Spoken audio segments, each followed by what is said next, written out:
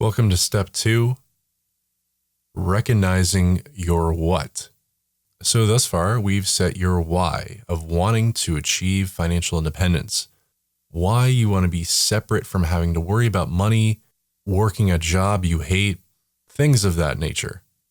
But in this step, we'll talk a little bit more about your what you need to achieve your journey.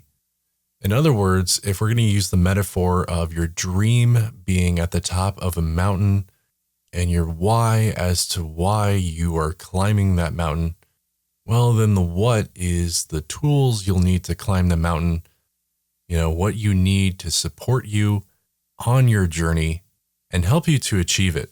Not just in the grand sense of A to B, start to end, but really every day, because every day is a battle when it comes to financial independence and your journey towards it.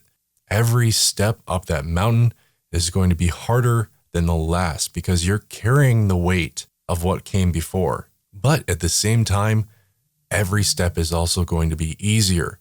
Every hardship, every challenge you go through, it makes you a stronger person. So if we're going to talk about recognizing the what of financial independence, and we're going to talk about what helps you achieve it, well, there's 10 stages of financial independence. This is very akin to another book I recommend, The 7 Habits of Highly Effective People. As Stephen Covey famously wrote, begin with the end in mind, and that is precisely what we aim to do. Not just starting at stage 1 and saying, oh, if we could only be at stage 10, then we'd be done. But instead looking at every stage-to-stage progression of financial independence and realizing once again that it is journey before destination. So to that end, the 10 stages of financial independence are as follows. The first stage of financial independence is financial dependence. Your journey in life often starts with dependency. When you're born, you rely on others, such as parents or caretakers, to provide resources for you. Little by little, you move away from this stage, and once you start earning your own money, you become responsible for your own finances. The second stage is financial solvency, and when you get to the solvency stage, you're able to look after your own bills and financial commitments. You might have debt in the form of mortgages, a student loan, or outstanding balances on your credit card, but if you have debt, you're current on all debt repayment, and you're taking care of your finances. The third stage is financial stability. This is a very important stage, even if it doesn't seem so at first. You get to the stability stage when you're able to build up some savings and an emergency fund, which will help you if you face any adverse financial situation. Having an emergency fund will help you from falling backwards down the ladder and gives you a buffer to bounce back even if you're dealt an unexpected hand in life, which we often are. Now, the fourth stage of financial independence is a big one because it often requires a lot of work and commitment, and it might take a while. But debt freedom, especially if you have a substantial amount of debt, is so important because once you get to this stage, you no longer have to worry about monthly loan payments, compounding interest building up, and simply being free of the obligations to creditors. You are now in full control of the money that you earn. Some people might think that this is what financial independence looks like, and it certainly is a piece of it. But as you can see, we're only on the fourth stage of financial independence. So the fifth stage of financial independence is financial security.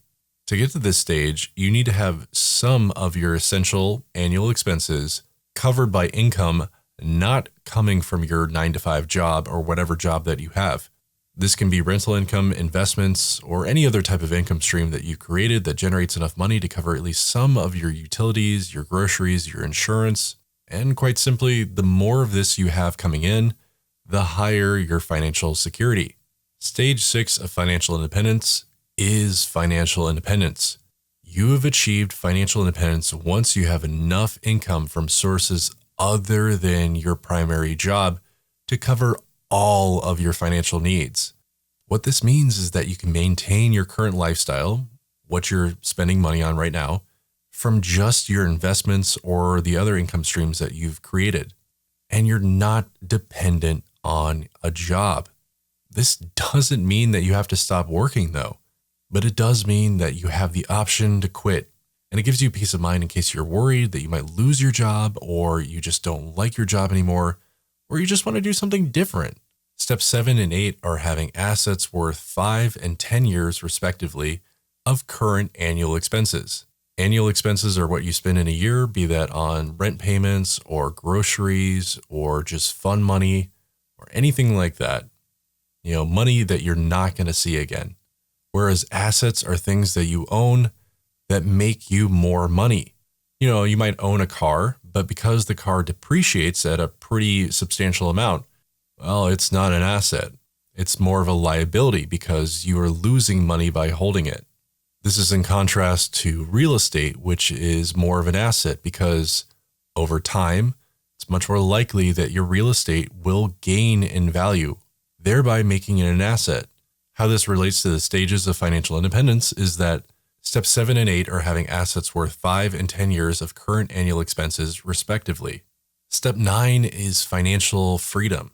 You are financially free, not just independent, when your various income streams cover not only your current lifestyle needs, but also a few luxury goals. This is really starting to get to the point where you just don't worry about money as much anymore. So you could go on several long vacations, buy that car you've always wanted, start to think about a second mortgage for a vacation home or something crazy like that. It's important, and we'll cover this later, to not live outside your means or keep up with the Joneses, because certainly if you achieve financial freedom, you don't want to go backwards. You don't want to lose that status.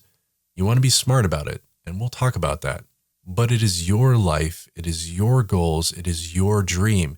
It is your why, and this financial freedom, is very much about how you get there. And so the last stage of financial independence is financial abundance.